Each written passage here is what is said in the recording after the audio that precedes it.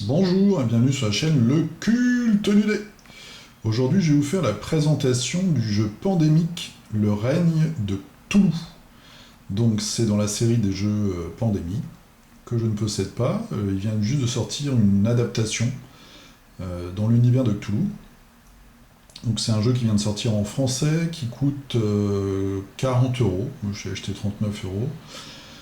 On peut le trouver dans ces eaux-là. Donc qui vient juste de sortir, qui est en français. Je vais vous faire la présentation avec le matériel et puis un petit survol des règles. Alors à noter que comme je n'ai jamais joué et que je ne possède pas la version normale, on va dire, où là l'ennemi est une épidémie qui se répand, je ne vais pas pouvoir vous faire de comparatif. Donc je vais vous montrer le matériel et puis vous expliquer un petit peu les règles. C'est un jeu, alors ici on nous dit qu'on peut y jouer de 2 à 4. Comme c'est de la totale coopération, je pense même qu'il faut être plus que coopératif, il faut être en osmose et d'accord sur ce qu'on fait. On peut évidemment y jouer en solo du coup. Moi je viens de faire 3 parties. J'ai gagné la dernière au niveau le plus facile, alors je suis pas très doué, mais c'est quand même un jeu qui est assez intéressant je trouve, et le mécanisme marche bien, tout en étant simple, très simple à apprendre. Il faut réfléchir un petit peu à ce qu'on fait quand même, et il est intéressant. Voilà, donc c'est un jeu qui est édité par Philosophia, ça je l'avais pas dit. Les auteurs, je vais les trouver ici, je pense, écrit en blanc évidemment, donc basé sur le jeu de Pandémie de Matt Leacock, et c'est un jeu de Chuck D. Yeager, avec une assez jolie boîte, que j'aime beaucoup, avec cette illustration, voilà, avec Toulouse en fond, un cultiste et puis des investigateurs. Alors en premier lieu, nous avons un plateau. Alors j'ai pas pris les dimensions, mais vous voyez, ça c'est ma main. Donc ma main, elle fait quoi? Elle fait 25 cm. Donc ça fait 50, enfin bon. Il n'est pas très très grand, mais en tout cas on peut mettre facilement 4 personnes, on en met une de chaque côté et puis ça le fait. Je vais vous montrer un petit peu les illustrations. Donc nous avons 4 villes. Nous avons Innsmouth, la ville maudite de la famille March. Ensuite nous avons Arkham. Donc à chaque fois on a des endroits avec l'université, le café, la gare. Ensuite Dunwich. Donc là, la ferme, le moulin, quelque chose d'un peu plus campagnard. Et enfin Kingsport. Le cimetière, le théâtre, donc vous voyez à chaque fois les points rouges, évidemment ce sont des endroits où on peut se rendre, avec ici le petit symbole du bus qui permet d'aller directement d'une ville à une autre. On voit qu'ici, hop, on peut aller directement à l'usine de Innsmouth. Alors, on a un livret de règles que je vais vous présenter vite fait. Évidemment, je vais tomber tout ce que j'ai préparé.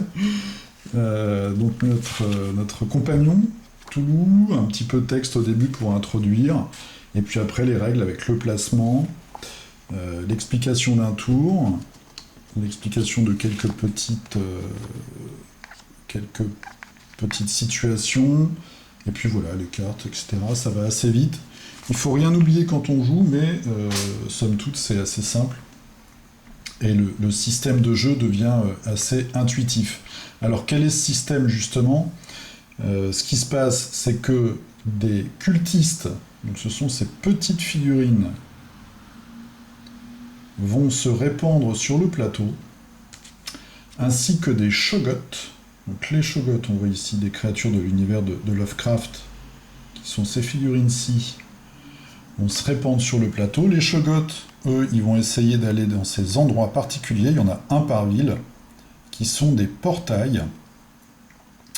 Quand ils vont arriver sur les portails, les shoggoths, eh bien, ils vont révéler un grand ancien.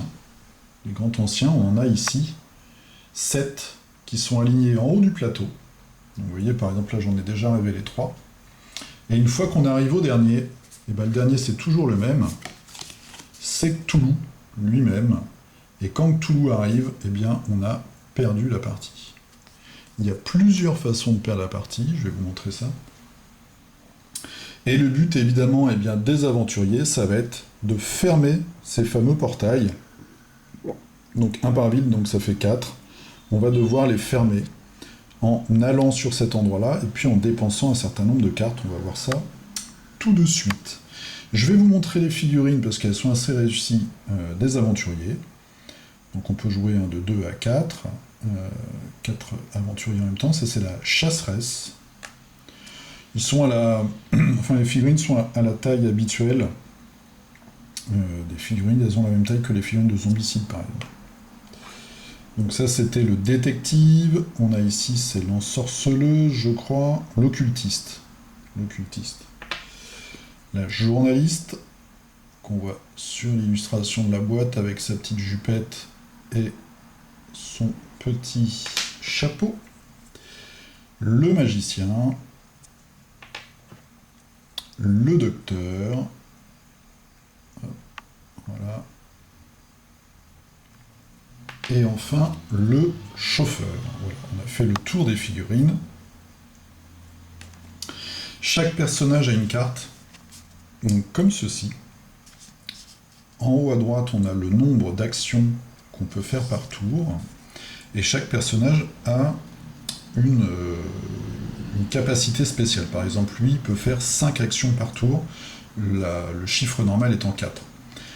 On a 4 points de santé mentale qu'on peut perdre en rencontrant des Shoggoths par exemple, ou quand certains grands anciens sont révélés, ou quand on tire certaines cartes. Et là, eh bien, quand on perd tous ces points de santé mentale, on devient fou, on retourne sa carte, on peut toujours continuer à jouer, mais on va avoir un malus. Donc déjà lui, par exemple, il va retourner à 4, donc il va avoir une action de moins. Ça, c'est le malus que celui-ci a. On va avoir différents malus, par exemple la chasseresse qui est très très forte pour tuer les monstres. Vous voyez, elle par exemple, elle a 4 points d'action.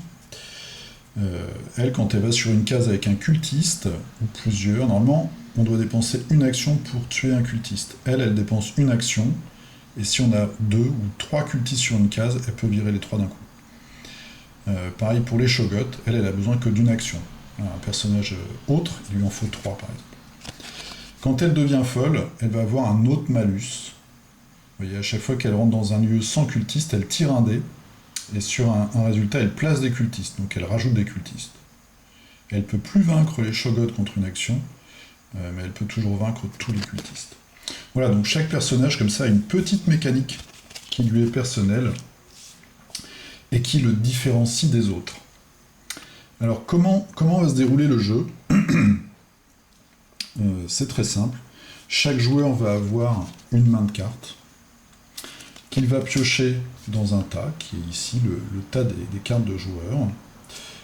Soit on va tirer des cartes qui symbolisent les différentes villes.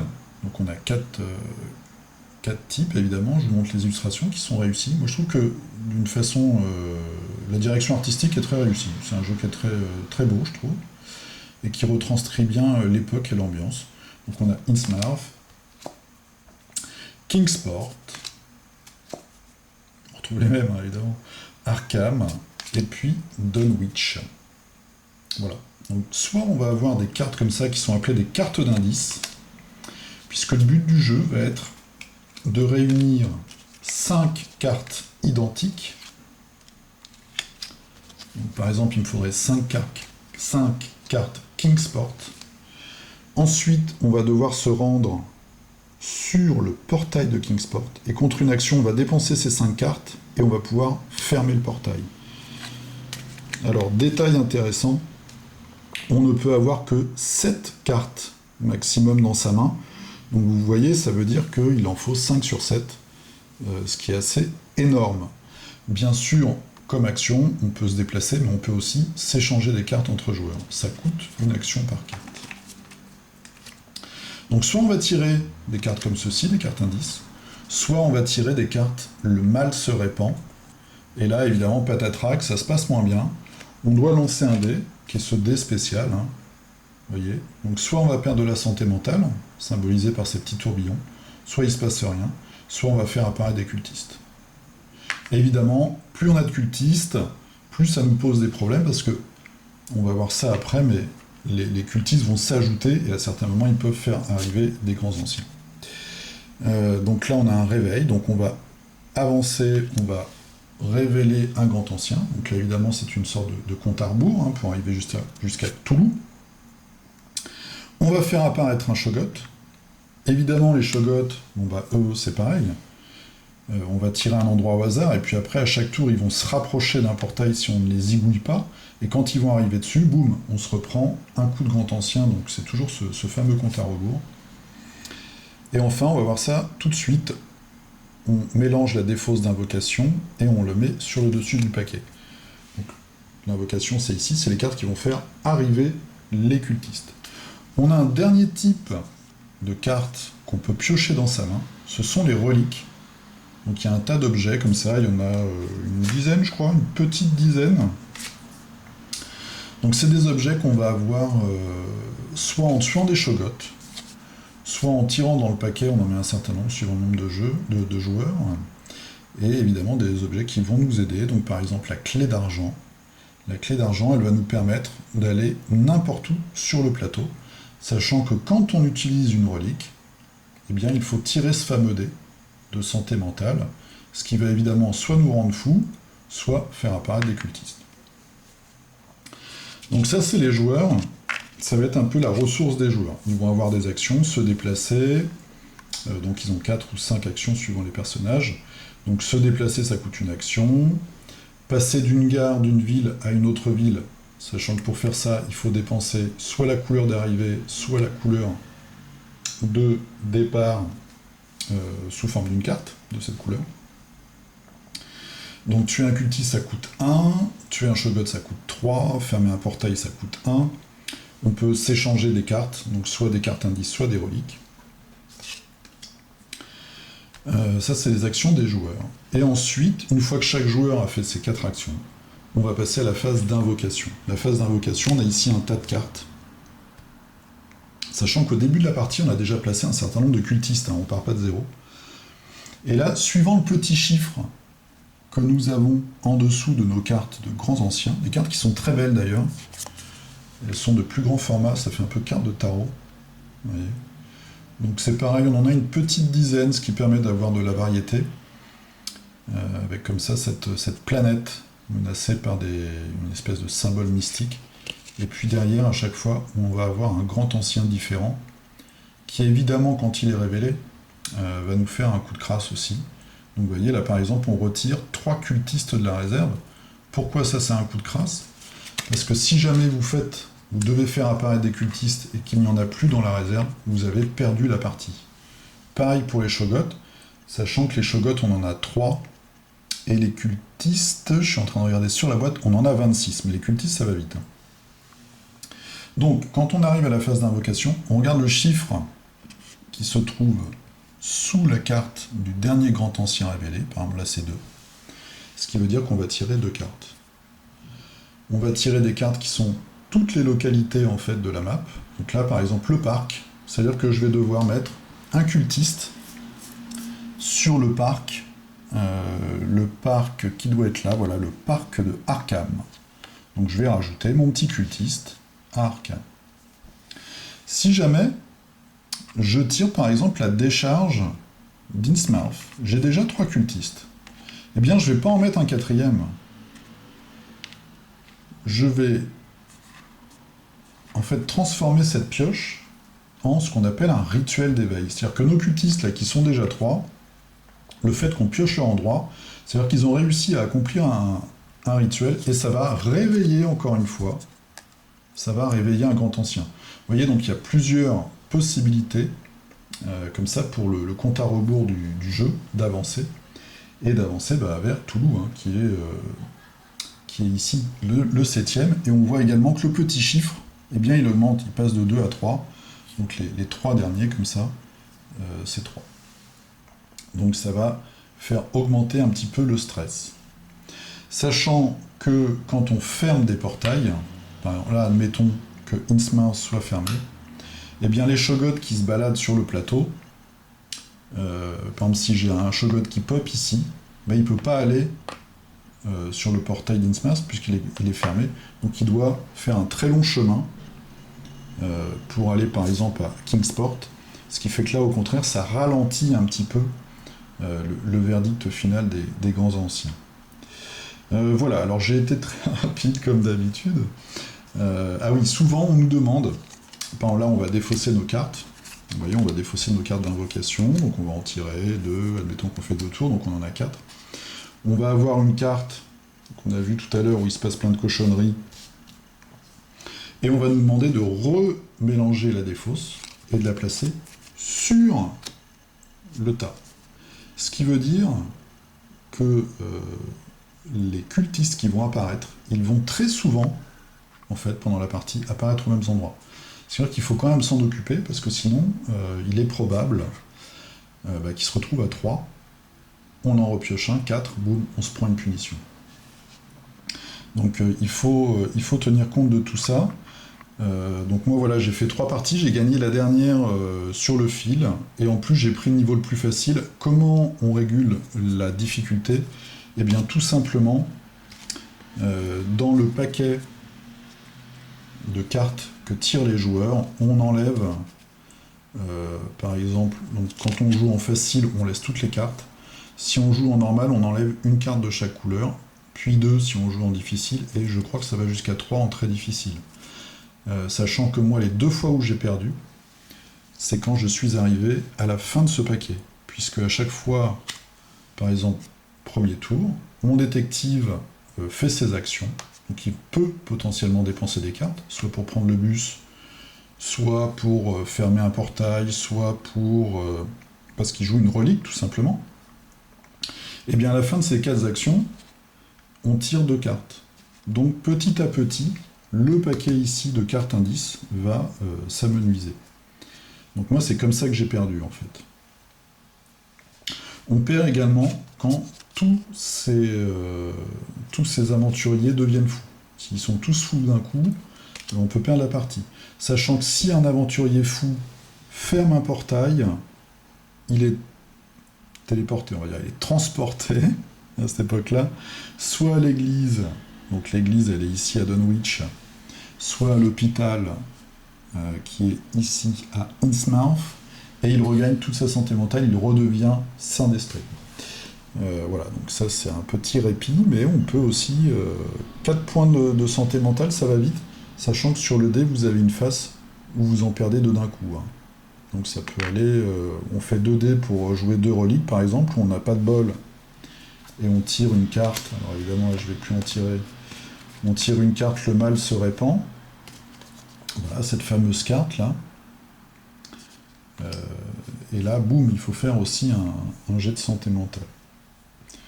On a aussi, on a tout un tas de coups de vis hein, sur les grands anciens. En partant d'un lieu contenant au moins 2 cultistes, en marchant, vous devez d'abord vaincre un cultiste de ce lieu. Voilà, ça c'est Itakwa par exemple. Chaque grand ancien comme ça apporte un malus à la partie. Voilà, donc j'espère que ça n'a pas été trop fouillis. Je pense que si vous connaissez le jeu, vous avez vu un petit peu les différences. Je vous montre le plateau, que je trouve très réussi. Le matériel est réussi. C'est un jeu, je pense, que franchement pas dur à apprendre. Donc on peut y jouer avec des amis qui sont pas de grands joueurs. Bon, le thème, ça reste Toulouse, mais là, il n'y a rien de très gore. Donc ça peut aller. Par contre, c'est un jeu vraiment où il faut coopérer. Là, pour le coup, moi, c'est vraiment le jeu, je pense, le plus coopératif que j'ai, parce que seul, on n'arrive à rien. Donc il faut vraiment, vraiment coordonner ses actions avec les autres. Par exemple, il faut même, dès le premier tour, que tout le monde sache qui a quoi, pour faire des échanges, se déplacer, se trouver au bon endroit, pour faire des mains de 5 cartes identiques, et ainsi fermer les portails, sachant que les joueurs, en fait, doivent fermer les 4 portails pour gagner, avant, évidemment, que tout le monde se réveille, qu'il nous manque des cultistes, qu'il nous manque des shogots, ou que notre tas de cartes, je vous ai pas montré le dos, qui est assez sympa aussi, le tas de cartes indices ne soit arrivé à 0. Voilà, donc je vais peindre, alors peut-être pas toutes les figurines, mais au moins quelques-unes. Et puis je pense que je vous ferai une partie solo, ce sera un petit peu plus clair et ça vous permettra de rigoler quant à mon niveau stratégique. Donc voilà, moi je suis assez content, je trouve que c'est un jeu, ce jeu me plaît bien déjà, même par rapport au peu de parties que j'ai fait. Je vous souhaite une bonne journée ou une bonne soirée, je vous dis à la prochaine pour un autre jeu ou une partie de celui-là. A plus, salut!